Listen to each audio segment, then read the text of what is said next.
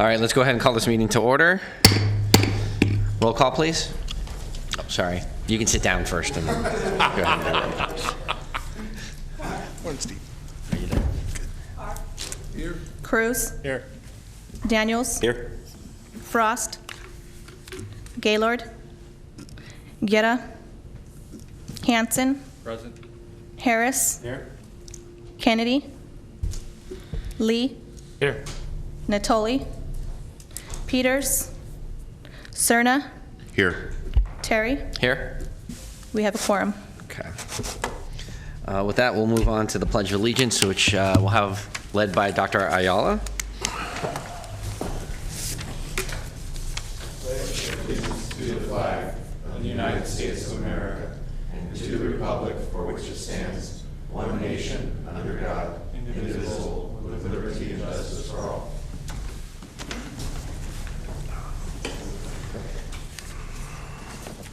Thank you for that. Clerk with the TV announcement, please. Yes. The meeting of the Sacramento Metropolitan Air Quality Management District is cablecast live without interruption on Metro Cable 14, the local government affairs channel on Comcast, Consolidated Communications, and AT&T Uverse cable system. This meeting is being closed captioned and will be webcast at www.sacmetrocable.tv. Today's meeting will be repeated on Saturday, February 24th and Sunday, February 25th at 2 p.m. on Channel 14. Members of the audience wishing to address the board should fill out a speaker form located on the table at the back of the chambers and give it to the clerk. Please speak into the microphone when addressing the board and state your name for the record. Also, at this time, please silence your cell phones until the conclusion of today's meeting. Thank you very much. And with that, we'll move on to the Air Pollution Control Officer's report. Very good. Thank you. Good morning. Very good to see you all here. We have a few things to share with you, upcoming events as part of the APCO report. And then, in addition to that, we have an informational item, a presentation for you all, where we want to discuss for you some of the cap-and-trade investments that are coming to the district. I think you've heard us talk in the past about some of the additional investments that we think the region needs. But to be fair, that we are getting additional funding in the ongoing process of the cap-and-trade investments and some of the other incentive programs that the state is handling. So what we wanted to do with this particular presentation is just to give you a sense in terms of some of the areas where we are going to be putting to work some of those cap-and-trade investments to clean up our sources. So that's coming up. Let me share with you just a couple things as part of the APCO report. So the first one is a recent memorandum of understanding, memorandum of agreement that we have signed between the Sacramento Air District and the Air Resources Board. And this is pertaining specifically to controlling methane from some of our local sources. Obviously, methane is a greenhouse gas. It's included in the basket of greenhouse gases that the state is trying to control. It is a potent greenhouse gas, several times the potency of CO2. And the state has a target of 40 to 45% reduction in methane emissions from the oil and gas sector in particular, and this is to be achieved by 2025. The connection to district activities is that this particular sector, these sources, are also sources of VOC emissions. So that's how we come into this source. And by mutual agreement, the Air Board and the districts have determined that it makes sense for us to be the ones to implement and enforce these new requirements, and that's the reason for the agreement. We're not the first. There's a handful of districts that have already signed the agreement. There's a few more that are still taking action, and as you can see here in the bullet, we have a little time in that implementation and permitting will not start until the first of the coming year. So again, we just wanted to make you aware that the agreement is in place.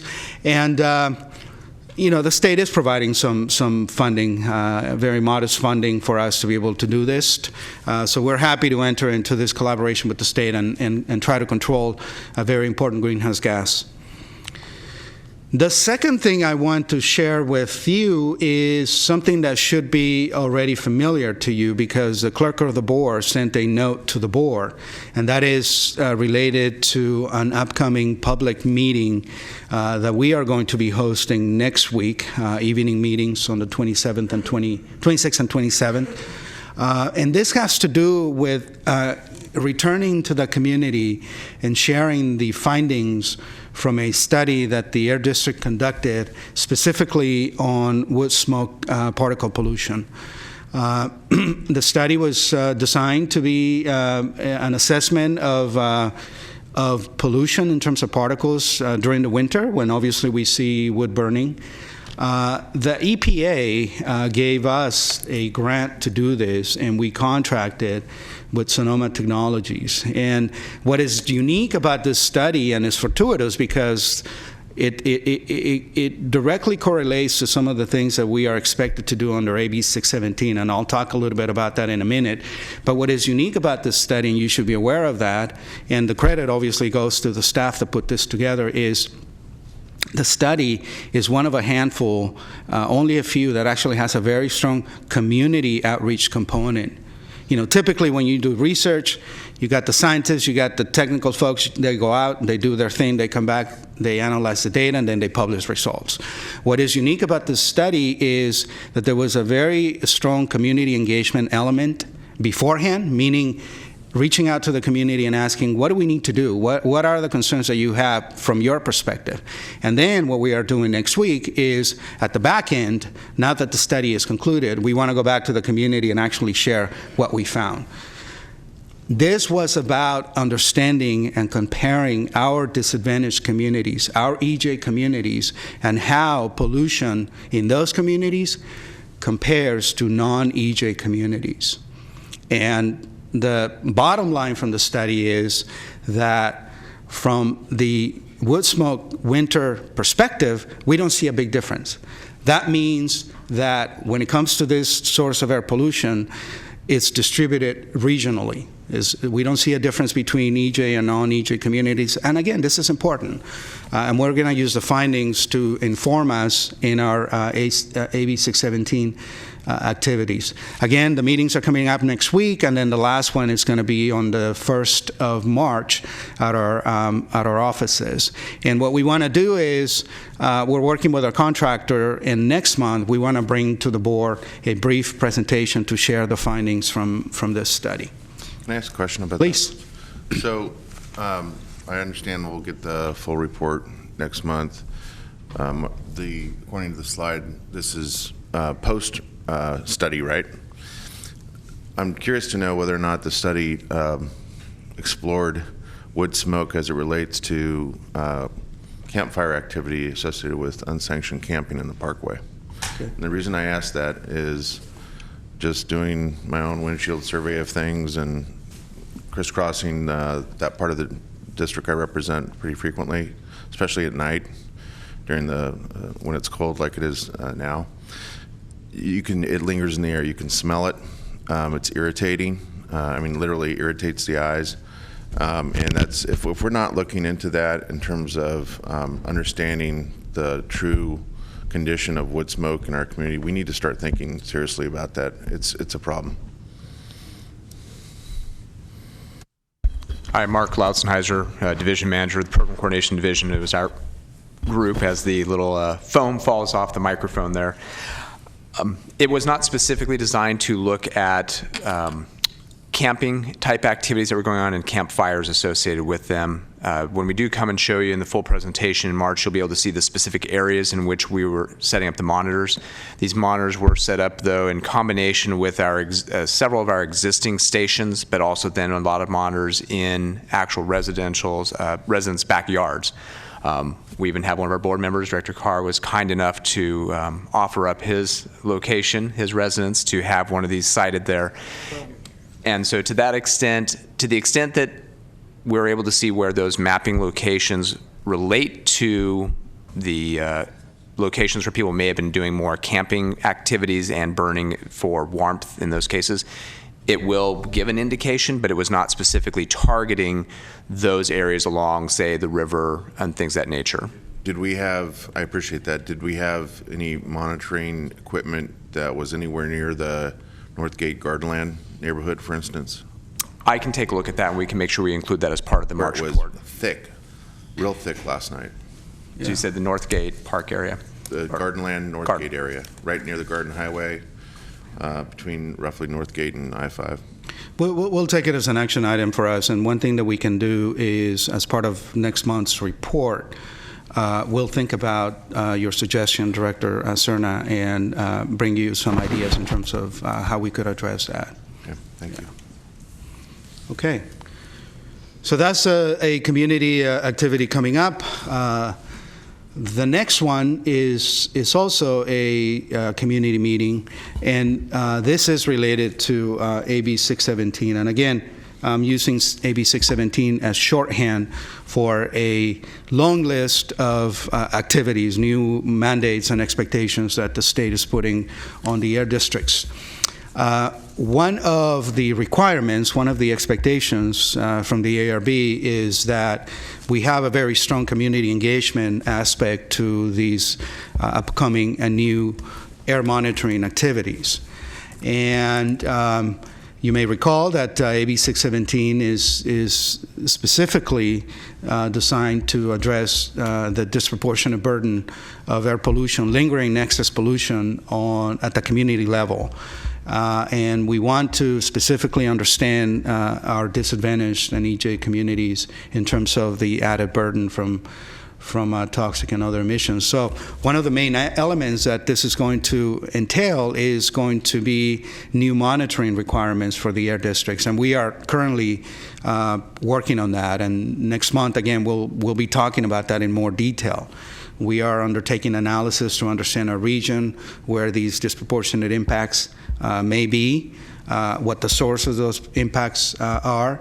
And because we have to propose a list of sites for the air bore, that is something that we want your support on. We want to make sure that before we submit the plan for the state board, that this board has an opportunity to comment and to consider what we are proposing.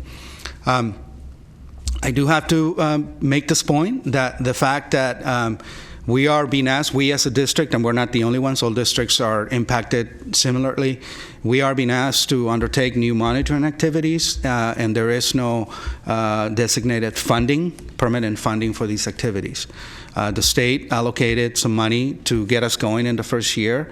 The understanding that the districts had with the administration and the state was that the funding was going to continue, and that is not reflected in the current budget for 18-19. So I have to share this with you because this is something that is going to be a challenge for us. We are going to go out and raise expectations from our communities that things are going to be done, and then we're going to have to think about very hard how are we going to continue to support these activities if the state indeed does not provide the adequate funding.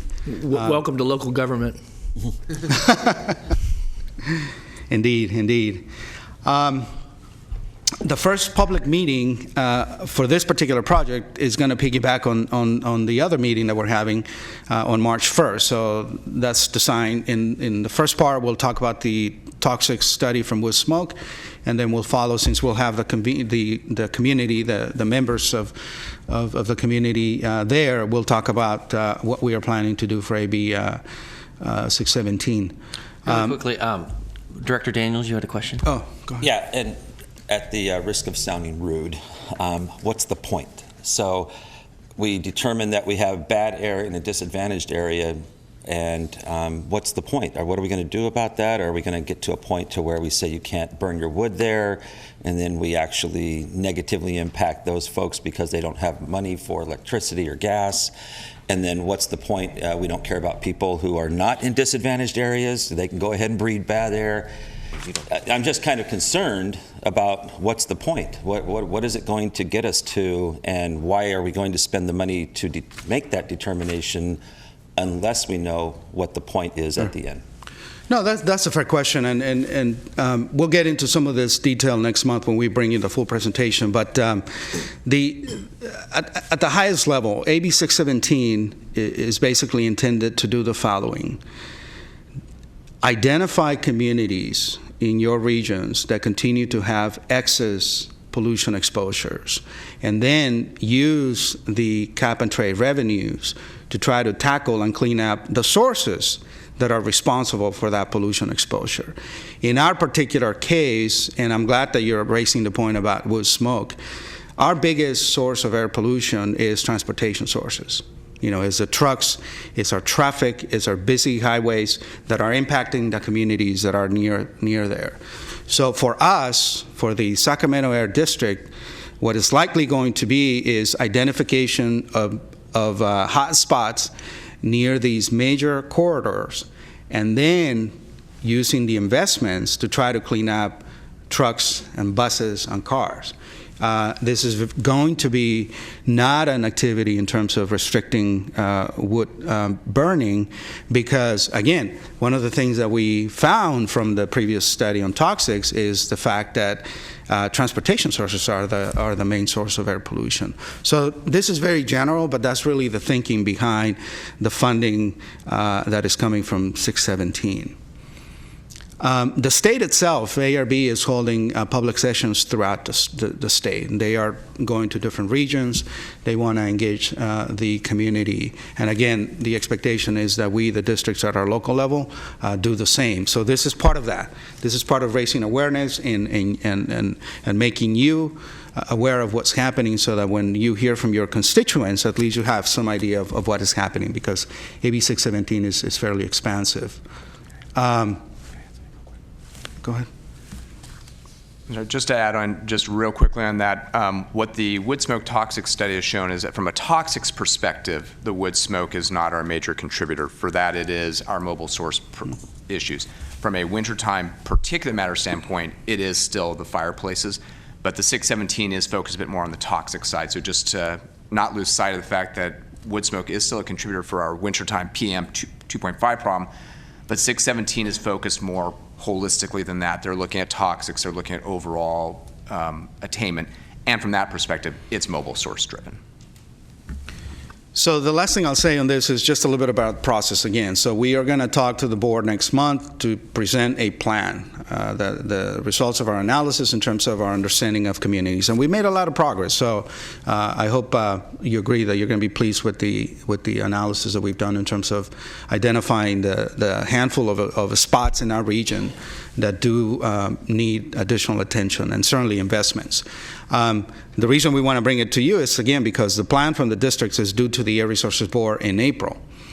The state itself is going to undertake its own process, and the expectation is that by October, the ARB will be considering the state plan. So that'll include the individual districts all proposing communities to monitor. Obviously, this is going to be an ongoing activity. We're going to have an identification of communities year one that is likely going to be modified year 2, 3, and so on. Hence, the issue of funding to support this. You know, we're going to hit the trigger, we're going to kick this off, and we're going to need to think hard in terms of how to maintain these activities. The networks and the community actions, the monitoring that we're going to be suggesting and proposing to the ARB are expected to be up and running in 2019. So that's another challenge with AB 617. Very aggressive timelines. But we'll try our best. And again, we're collaborating very constructively with the Air Resources Board, with the other districts. We think this is obviously a paradigm shift in terms of community exposure and air pollution. And obviously, we agree that this is a very good use of the cap and trade dollars to try to identify the priority communities that still have impacts from lingering air pollution. My last point here is really simply a segue to those of you, the board, who attended New Partners. As you know, we, the staff, were fortunate to be able to attend the conference. We had 5 board members that attended. 4 of them are here today. So what I would like to do then is turn it over to you, and maybe you can offer to the rest of the board and us maybe some observations and the key takeaways from what I thought was just an excellent convening. I certainly learned a lot. So we have, whoever wants to start. I have Director Hansen up on the lectern, but it's up to you. Yeah, I'll go. If you want to go first. Do you want to punch? Yeah, don't worry. I know. I'm trying to train you. Good morning, everybody. Not everything is easy today, apparently. I wanted to just make a couple comments. I thought it was an unusual thing for us to be able to have the New Partners Conference in California, especially in Northern California. It's been about 20 years, I think, since it's been in Northern California. So it was a very easy way to connect, particularly with a lot of Northern California people around the issues that were being talked about. And that's, everything we're debating at the local level right now around transportation, transit, housing, homelessness, air quality, infill development, sustainability issues. But I thought what's always most interesting is the dialogue between people who have differences of opinion. And the most insightful session was this juxtaposition against the Utah Speaker of the House and how he saw the importance of transit, not just for air quality, but for economic purposes because of congestion, with the mayor of Gary, Indiana. And they had different takes, but they had a similar conclusion about it. And he was a staunch Republican, but she was obviously a woman of color, Democrat, but they presented in their own way the value proposition for why you don't have to make these partisan issues, and the conference is certainly not a partisan conference at all, but I think we often believe that there's some dichotomy between the rural, suburban, and urban communities about how these things happen. So I thought that was the most inspiring moment. And then there was a little side discussion too in one of the breakouts about YIMBYs and NIMBYs, and the Bay Area is roiling with, challenges around those issues, and it was fascinating to see that conversation. Thank you. Mark? I just want to say it was an outstanding event. It's really nice when you can network with other agencies and other people with similar problems. The things that really impressed me the most were how traffic's being handled back east. They're kind of playing catch up with a lot of things we're doing here in the Sacramento region. It was really impressive. With that, they also had ideas that we should start looking upon. I was going to send notes to you. I'm actually not prepared in that respect, but it was really impressive, and like I said, the networking was outstanding. I really think it's, without overstepping my bounds, it's actually a better event for us to go to versus the League of California Cities. That's getting a little stale for me, at least. Good. Thank you. Vice Chair Guerra? Yeah, thank you. I want to echo everything. I think the big highlight and the closer was that Utah conversation, and just the ability that they were able to go and do and push for a funding program that funded commuter rail, active transportation, light rail, and also looked at the key pieces of roadways as a system. And that was the big takeaway, is that for too often we look at it's public transit versus roadways, and what the takeaway on the Utah example was that they have to look at all our assets as a functional system, and I think that was a big piece. The second piece was, I think that we need to start taking a look at there was a panel conversation on the autonomous vehicles and where that's going to go, and actually the dangers of increased congestion. So even if we do get autonomous vehicles that come in and we have the increased congestion, we're not going to completely eliminate all of our fossil fuel burning vehicles. those vehicles, along with, say, these electric vehicles, are going to be on these roadways stuck in congestion because there's a very high likelihood that autonomous vehicles are going to exacerbate congestion, since we'll no longer have to put up with the Highway 50 Watt Avenue intersection in the 59 intersection. So I think those are some big key things, and not only that, but that the time frame of some of those challenges are much closer than we actually anticipate. Yeah, I guess I would echo what everyone said, and this was my first time attending this conference, and it's great that it was in San Francisco, and we couldn't have had better weather. But it was, the conversation, I spent most of my time on the housing track, just because my day job, that's what I'm kind of interested in. But the conversations were rich. It was interesting to see people from very different settings. So, I mean, there were people from rural Hawaii and Alaska and other places like that struggling with the exact same things that we're struggling with in a large metropolitan community. But a lot of the innovations, whether it was autonomous vehicles or a lot of these market disrupting companies. So Airbnb, we heard from at one point. We heard from it wasn't Uber's Lyft, and talking about what they're doing to the market, but also what value they're bringing. You know, you go up to Lake Tahoe and you realize, you know, there's no affordable housing, there's no housing stock for the people that are living there.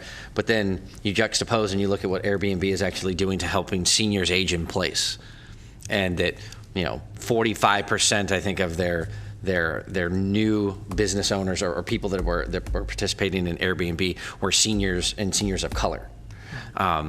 And you look at what kind of income that does to the point of, you know, an elderly person not having to move into a retirement home, and kind of what that means for, you know, this economy that we've been talking, or that we're seeing change it, like you said, at such a rapid pace that you know, autonomous vehicles are not as far away as we think they are. This new economy is happening to us today, and in 3 years will look a lot different. I think they even said Lyft was 5 years old or 4 years old. Like he kind of threw out that, you know, we did our first ride, you know, 6 years ago, and we're a $1 billion company. You know, the rate of change is happening so quickly. But yeah, no, it was a great time, and hopefully they keep doing it. I hear that they were struggling to get some sponsors this year, so kudos to the city of Sacramento for actually sponsoring too. And I think the Air District did too, right? Yeah. So with that, I think I was the last one. Oh, Director Frost. Sorry, I was a little bit late in the conversation, but I also went to the Smart Growth Conference, and sounds like everybody's touched on a whole lot of the good things that happened. I was only there for a couple days, so I missed the last day. But the networking was amazing. I was able to talk with other policymakers in other states and discuss ways that they're dealing with tough issues, like at all levels. So that was awesome. And I was also interested in the housing track, just based on, you know, we have a lot of challenges in our region with affordable housing, not just with homeless people, but with our senior citizens. And I am faced with that in my district. So that was a particular interest, the solutions that people are coming up with for how we can change our living spaces so that they seem bigger, but yet they're so much smaller. And so it'll be interesting to see how that progresses. Some of these new pods and new ideas are pretty exciting, I think. And so it was not the first Smart Growth Conference I've been to, but it was a great conference and worth being there, and I'm very thankful to live in Sacramento, where everything is half the cost. I'm blown away at the cost in San Francisco. Everyone in San Francisco, if they knew how reasonable it was here, they would want to move here, I think. So thank you. I was going to say, a lot of them have figured that out. I think that's one of the reasons we have the fastest growing appreciations of values and rents in the country. And so with that, do we have anything else for the, no? Okay. Director Terry, we have a member of the audience who'd like to speak on the APSER report. Okay, let's take that now. We have, Frederick Gale. Yes.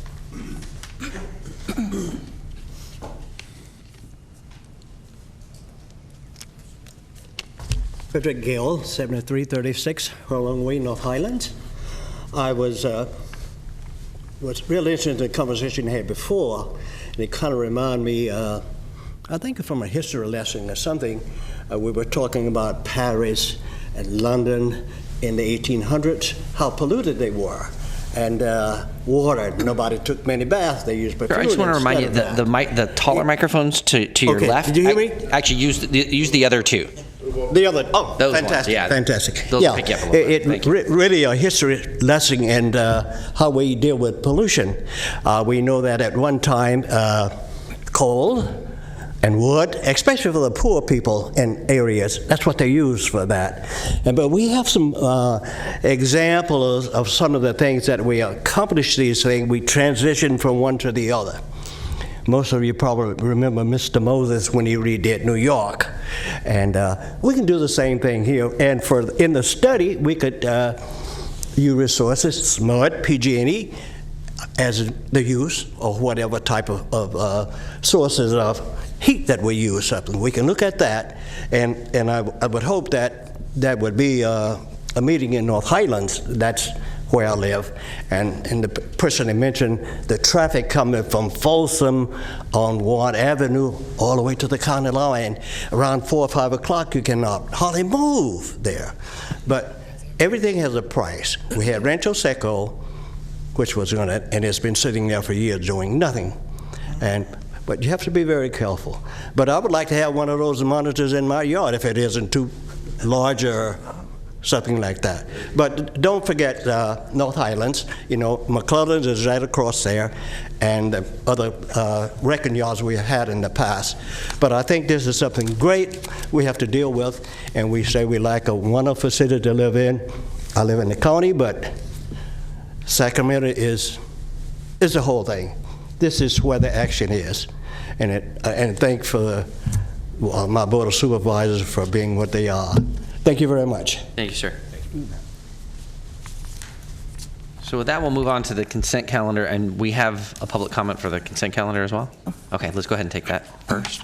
I have David Modisette with Breathe California. Okay.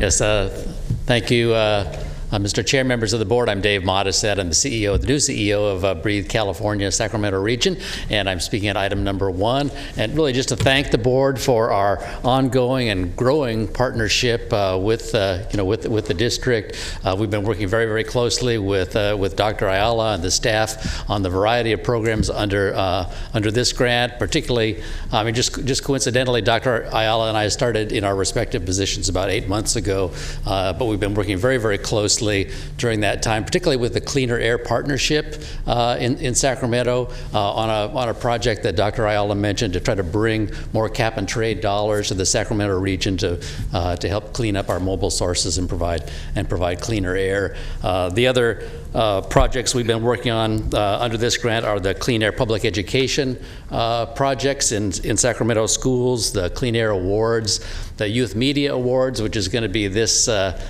coming Saturday evening, and our food waste recycling program, also called Food to Fuel, because we generate biogas, renewable biogas from food waste in the Sacramento public schools. Anyway, I just wanted to thank you, let you know that we're working very, very closely with Dr. Ayala and his staff, and we really appreciate your support.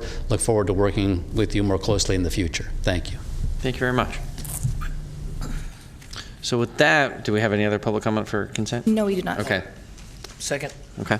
So I have a motion and a second. A motion by Cerna, a second by Guerra. All in favor? Aye.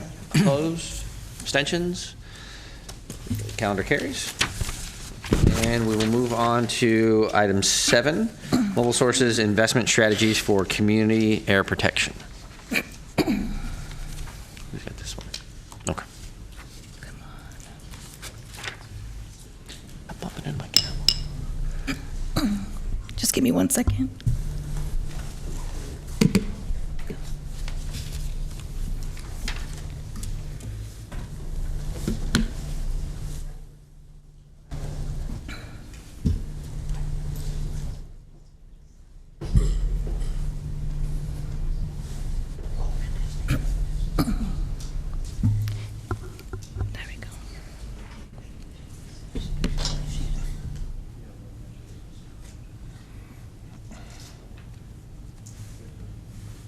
There you go. Great. Good morning, Board. My name is Jaime Lemos. I'm the Program Manager for the Mobile Source section. And I'll be presenting today on mobile source investment strategies for community air protection. I'll be focusing on health basis for mobile source investments strategies, prior and future mobile source project priorities, and next steps. So last month, the board heard about cap and trade investments and the health impacts of toxic exposures in our communities. Most toxic exposure in Sacramento is related to mobile source emissions. The metro areas have the highest concentrations of mobile source emissions because more people are near most of the roadways.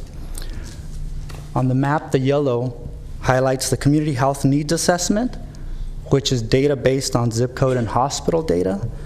This data was collected by Valley Vision.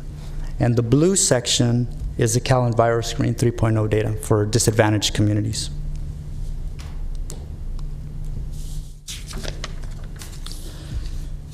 Investments in cleaner transportation are fastest, most effective approach to generate the needed emission reductions in our community.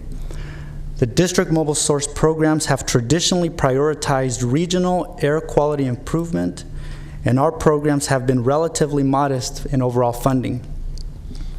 We have prioritized higher mileage vehicles and high usage equipment projects, not necessarily community level projects. The legacy programs that we see here, there's some funding information there. $3 million per year. These focus mostly on semi-trucks. The Moyer, $4 million per year, mostly on ag tractors and locomotives. And the goods movement, $10 million per year, focusing on semi-trucks and locomotives. Now the future. We're looking at CCAT $9 million, focusing on school bus, transit bus, public work trucks. And the public work trucks are vehicles that serve our communities, not just public agency vehicles and delivery vehicles. We're looking at funding infrastructure with Moyer funds to support CCAT vehicles, municipal construction, ag, and light-duty scrap. You're familiar with our car share. We're planning on expanding the Our Community Car Share program and adding the ride-hail component.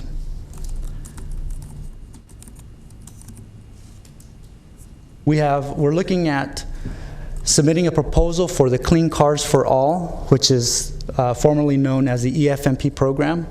And this is where community members can turn in an old vehicle for a cleaner or zero-emission vehicle. In addition to that, we're looking at alternative transportation funding, like transit cards and other forms of transportation. The Community Air Protection funding pot, we're looking at a Tier 4 capital corridor locomotive. And finally, the Farmers pot, which focuses on ag vehicles and ag trucks accessing metro areas.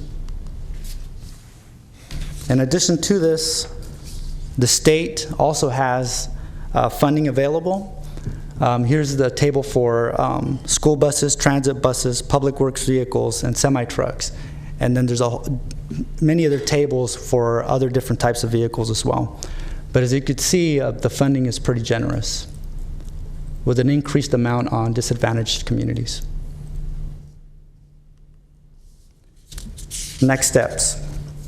The staff is working with local businesses and end users to identify optimal projects and investments.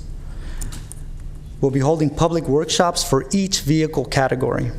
Our first workshop on zero-emission school buses was on February 8th of this year, and we had over 60 attendees. And finally, CCAT guidelines for board approval and other investment updates in March.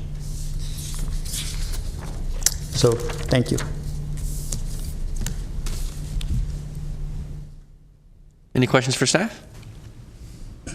No, we're good. Thank you. Dr. Ayala. So again, just to emphasize for the board, what we wanted to do is just to give you a sense in terms of the types of projects that we are hoping to be able to fund with your communities, your constituent businesses, and private citizens. As I said, we are working, and Mr. Mata pointed out the fact that we are working very proactively to try to bring more cap-and-trade funding to the region, because clearly the demand we have totally outstrips the funding available. But again, to be fair, we are getting additional support, $10+ million that we want to put to strategic uses to try to help us mitigate the sources. So again, I want you to have a balanced sense in terms of some of the activities related to the cap-and-trade funding. And again, we very much appreciate that the program is here, because it's going to generate some really good opportunities for us. Thank you. Director Gare? Yeah, Mr. Chair, thank you very much. I wanted to also really thank the staff for their proactive nature, and particularly with the forum, with the school districts. I think if we're going to be successful as a region to capture as much state funding to help us address some of these issues, it's going to be a big learning curve for all of our different local agencies, whether they be schools or cities or local governments, to participate and pooling in and getting as many applications in and being aware of these dollars. And I think the fact that there's so much generous dollars with school districts, I mean, between whether it's from the east end of the county and the region to out here, that's the kind of activity we want people to be thinking about, is like be proactive. And so I wanted to appreciate that, and I didn't want that to be lost of the staff and your staff's ability to maximize our efforts by not just this agency going after dollars, but encouraging other agencies to tap into those resources. Thank you very much. Any other comments or questions for staff? Yes, sir. Oh, Director Cerna.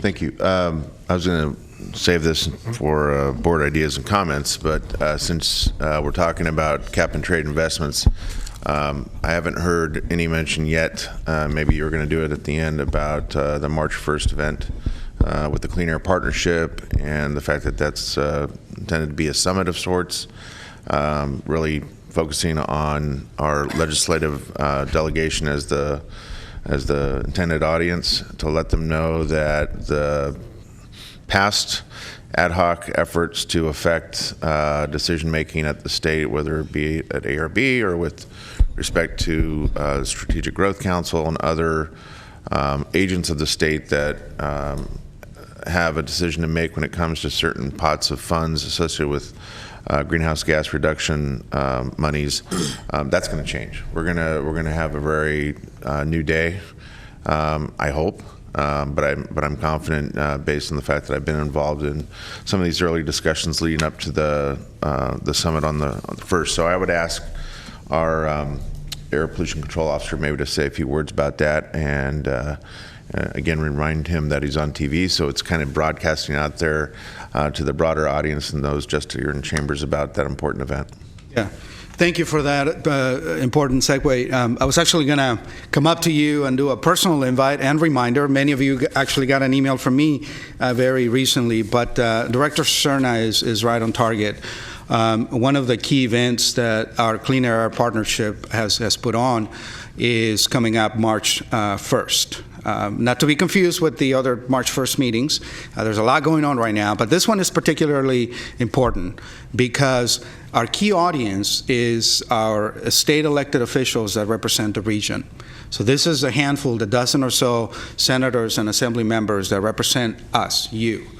And as Director Cerna pointed out, we have been making the rounds, going to sit down with these representatives and their staffs, and making the point that we are a region that is poised to achieve bigger and greater things if we are given the opportunity to invest strategically the cap-and-trade funding.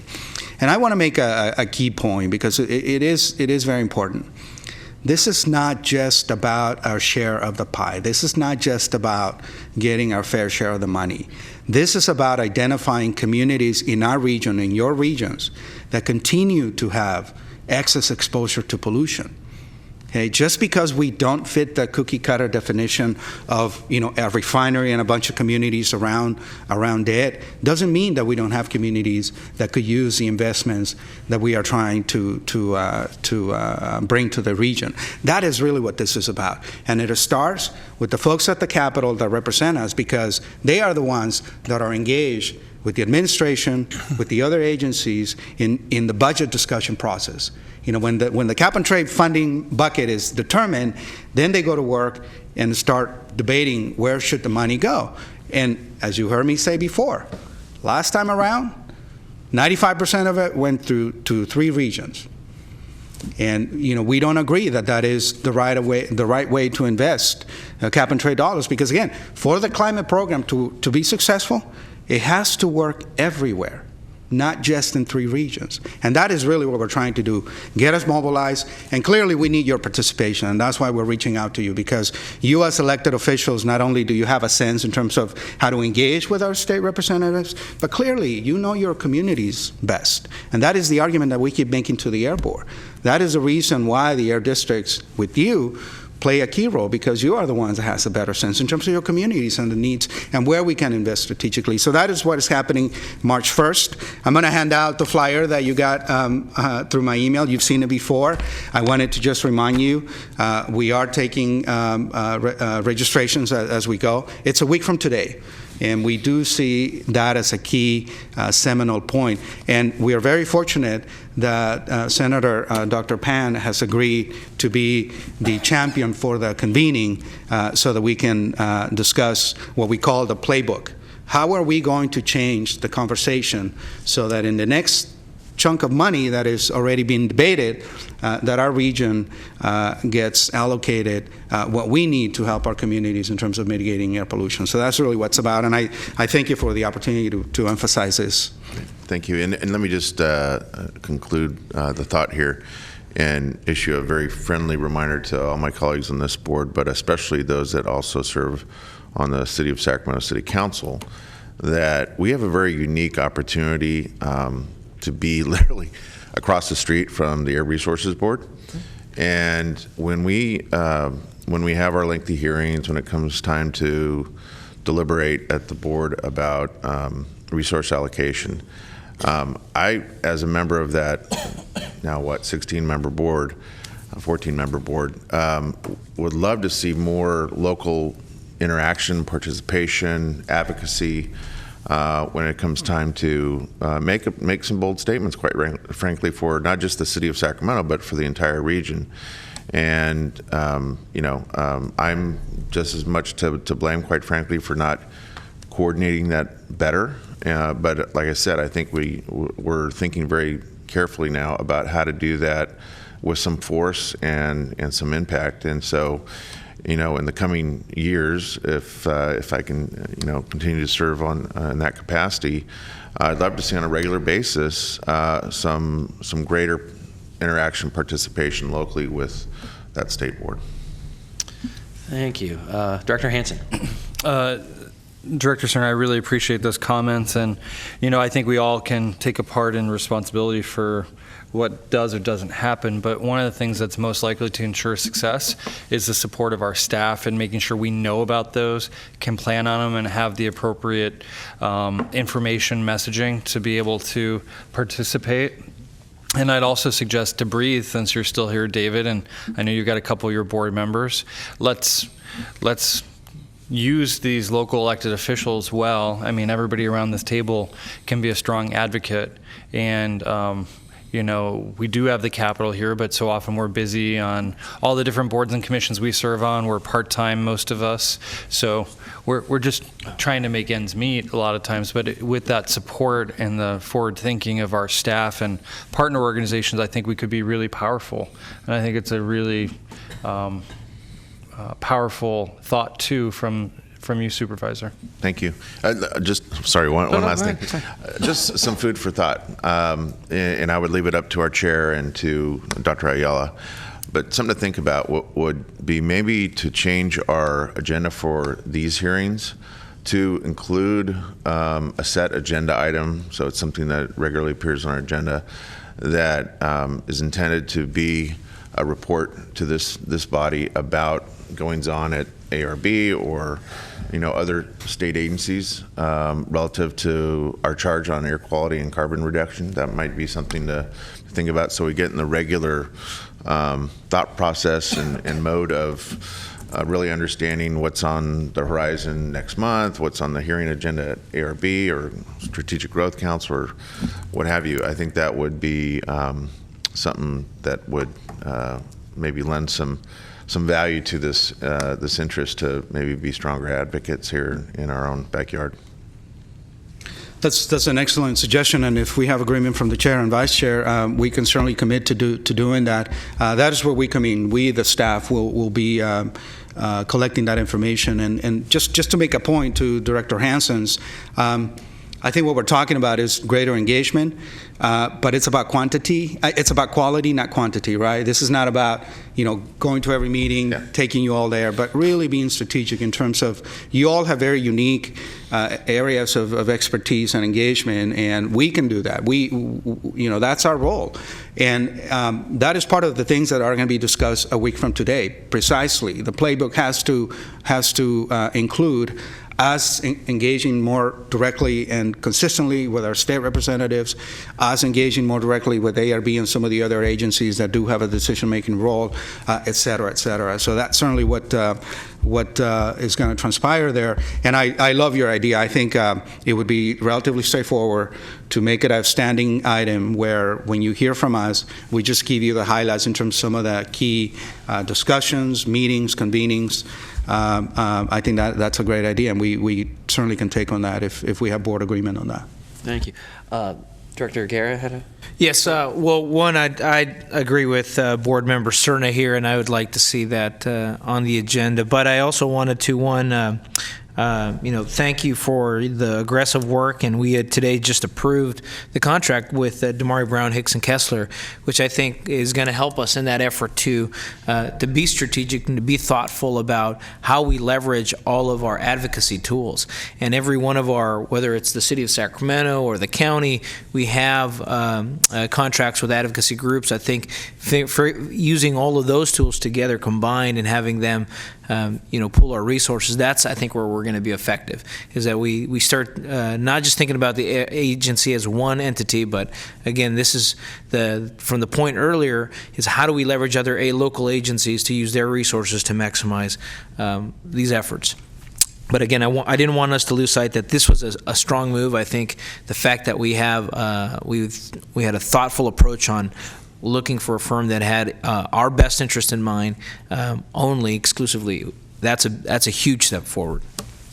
Thank you, Director Guerra, for pointing that out, and I'll share with the board. Thank you for your support of the contract. We're very excited to have DBHK with us, and what we want to do is, since you've approved the contract, we would like to have them here at the next board meeting and have them address you and maybe talk a little bit about their vision and some of the opportunities they see working with us. We are their first Air District client. We are very excited as well, because I think they're going to be a fantastic addition to the team. And what we're talking about is multi-pronged, right? It's not just us doing more, you doing more, knocking on doors. It's a really much more comprehensive and complete effort to change the calculus when it comes to getting the necessary support in terms of funding that we need to mitigate our sources of pollution.